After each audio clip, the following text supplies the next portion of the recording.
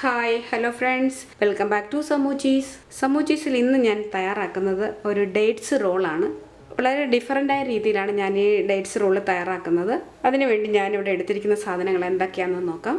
ഈ dates ബ്രെഡിനകത്ത് role ചെയ്തിട്ടാണ് ഈ സ്നാക്ക് ഞാനിവിടെ തയ്യാറാക്കുന്നത്.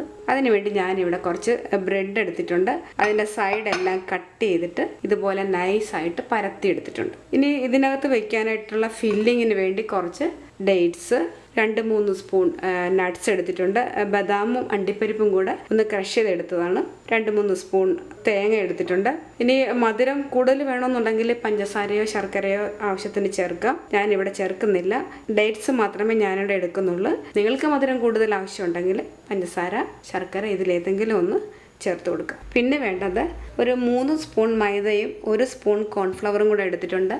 ഇതല്പം വെള്ളത്തിൽ കലക്കി ഒരു ബാറ്റർ തയ്യാറാക്കിയെടുക്കണം. ഈ ബ്രെഡ് റോള് മുക്കി പൊരിക്കാനുള്ള ഒരു ബാറ്റർ തയ്യാറാക്കിയെടുക്കണം. ആദ്യം നമുക്ക് ബ്രെഡിനകത്ത് റോള് ചെയ്തെടുക്കാനുള്ള ഡേറ്റ്സ് ഫില്ലിങ് നമുക്ക് തയ്യാറാക്കിയെടുക്കാം. ഈ ഡേറ്റ്സിലേക്ക് നമ്മളിവിടെ എടുത്തിരുന്ന നട്ട്സ് ഇട്ട് കൊടുക്കാം.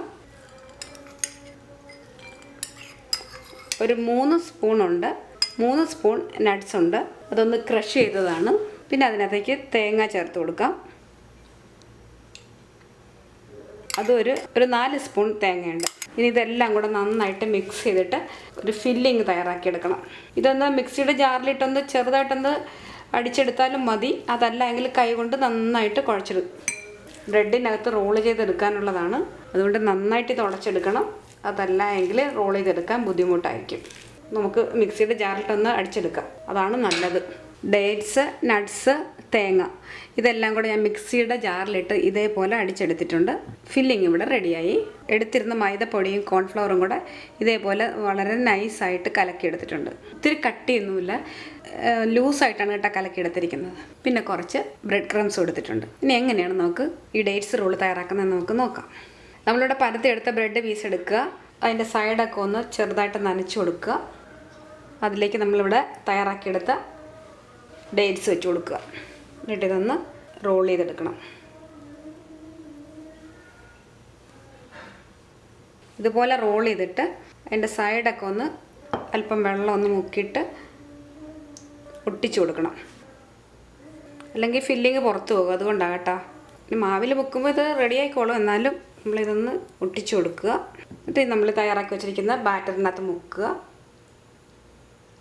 അടുത്തായിട്ട് ബ്രെഡ് ക്രംസ് കോട്ട് ചെയ്തെടുക്കുക. കണ്ടേ, ഇതുപോലെ ഓരോ റോളും നമുക്ക് തയ്യാറാക്കിയെടുക്കാം. ഡേറ്റ്സ് റോളെല്ലാം ഞാൻ ഇതുപോലെ തയ്യാറാക്കി എടുത്തിട്ടുണ്ട്. നമുക്കിനി എണ്ണ ചൂടാക്കിയിട്ട് ഇത് ഫ്രൈ ചെയ്തെടുക്കാം.